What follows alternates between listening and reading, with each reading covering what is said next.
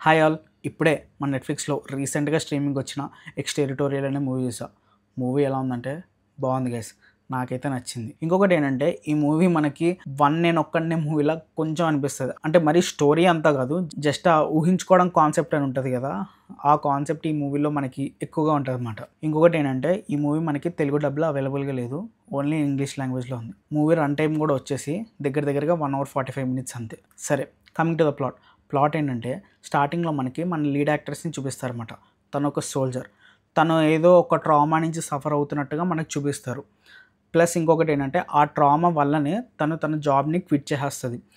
Quit చేసేసి తనకు ఒక అబ్బాయి ఉంటాడు. తనని చూసుకుంటూ ఉంటదనమాట. ఒకరోజు ఏమవుతదంటే వీళ్ళిద్దరూ కలిసి యూఎస్ కాన్సులేట్‌కి వెళ్తారనమాట.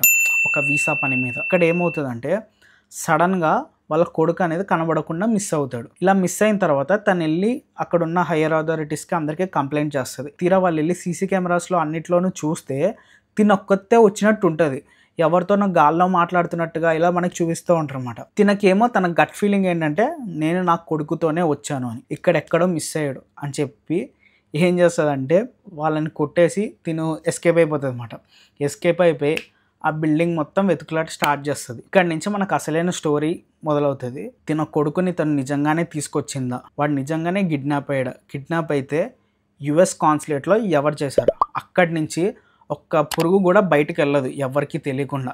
అలాంటిది సీసీ కెమెరాస్‌లో కూడా ఎక్కడా కనిపించలేదు. మరి ఇదంతా ఎలా జరిగింది? అసలు దీని వెనకాల ఎవరైనా ఉన్నారా? లేకపోతే తిను నిజంగానే ఊహించుకుంటుందా? అన్నది మనకు స్టోరీ మాట. క్రేజీ. ఎగ్జిక్యూషన్ అయితే చాలా బాగా చేశారు. ఇంకొకటేంటంటే తిను మనకి సోల్జర్ కాబట్టి కొన్ని యాక్షన్ బ్లాక్స్ అనేవి డిజైన్ చేశారు. అవైతే నాకు చాలా బాగా అనిపించాయి. ఇంకోటేంటంటే దీంట్లో మనకి కొన్ని చిన్న ట్విస్ట్‌లుంటాయి. ఆ ట్విస్ట్‌లు కూడా బావుంటాయి. మంచిగా రివీల్ చేస్తారు. ఇంకోటేంటంటే మనకి మూవీలో మనకి ఎక్కడ అన్‌వాంటెడ్ సీన్స్ అనేవి ఏముండవు. ఒక ఫ్లోలో మంచిగా వెళ్ళిపోతూ ఉంటది మూవీ అంతా.